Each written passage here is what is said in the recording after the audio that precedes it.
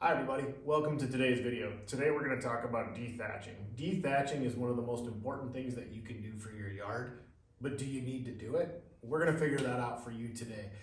As the season starts to change and spring comes about and cool season climates like we have here in Minnesota, I get a ton of questions about what should I be doing out in my yard in this time of year.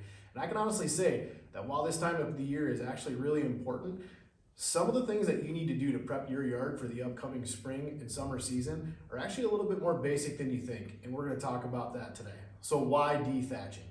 Dethatching is just a really important thing that makes sure that our grass can receive all the nutrients, water, and sunshine that it actually needs. A lot of times you think about it, you're putting water into your yard, you're putting fertilizers down, but the question you have to ask yourself is that actually getting down to the roots of the plant to help support the growth that we want to see?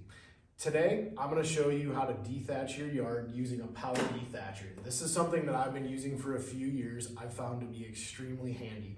A power dethatcher is a lot like a little lawnmower that has tines that'll actually grab the dead debris in your yard or down in those thatch layers by the roots.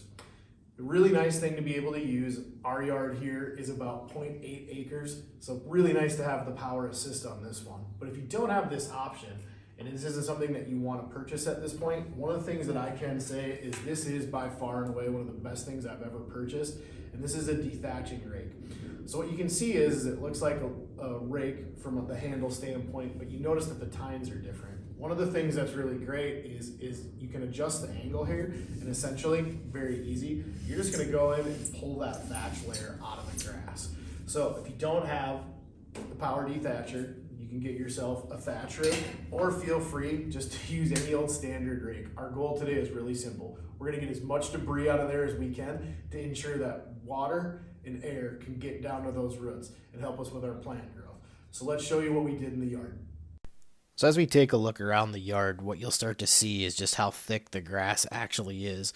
After a couple years of growing a healthy lawn, this is something that'll become more prevalent year after year, where we actually have to go in at the end or beginning of the season and take out this dead grass.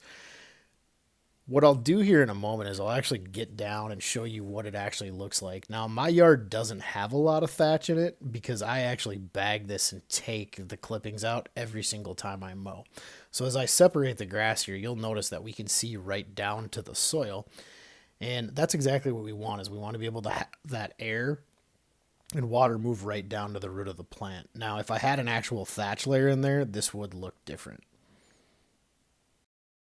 Now, depending on how low you cut your grass before you put your lawn to sleep at the end of the season, is going to determine how much thatch comes out of this. You can see on the left side, this is my lawn. The right side is my neighbor's lawn. I have a much shorter cut at the end of the season because I don't want this grass to lay over on itself and create mold problems throughout the winter or in spring. So you'll recall before I talked about how easy this tool was to use. So you can see this is a power dethatcher made by a company called Greenworks. I just purchased this right off Amazon and had it shipped to my house. I think you can purchase it for less than $150. But as you can see, I'm essentially just mowing my lawn, and you can see this thatch that's coming out of the back. It'll produce quite a few clippings that we'll actually just walk over and bag up, but it's a really easy process, no different than mowing your lawn. One of the biggest tips I can probably give you with this, it sounds simple, but you'll notice me tripping over that power cord a little bit. Start as close to your power source as you possibly can, and then work away from it. This will stop you from getting tangled up in the line. It sounds basic, but it's definitely a frustration I've grown to notice over the years. But at this pace, you can see the video is sped up a little bit here, so I am actually walking pretty slow, allowing the tines to actually go down and grab that. The other thing too is if you do actually use a power dethatcher, on the one that I own, I have 3 different settings. I do actually have this at the lowest setting, as I'm not worried about taking healthy grass out, as that actually has a pretty deep root. This is also too where I told you before I appreciated the power assist.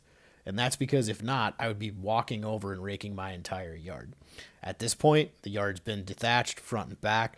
I'm actually just going to walk this with my push lawnmower and bag this up and empty out the clippings. But I got about 8 bags of clippings out of my yard just at the beginning of the season, so it shows you how impactful something like this can be. So I hope you found this video helpful. Get out into your yard. Something as simple as taking that dead grass or a thicker thatch layer out of your yard can be a really impactful thing at this time of the year. Remember, three things that we want. We want our water to get down to that soil and not sit on top of the plant. Two, we want air to be able to move down by the base of that plant and aid in growth. And three, when we eventually start to spread fertilizer later this spring, we want to make sure that that fertilizer is reaching the ground. In fact, this is also going to be a really helpful step when it comes to pre-emergent.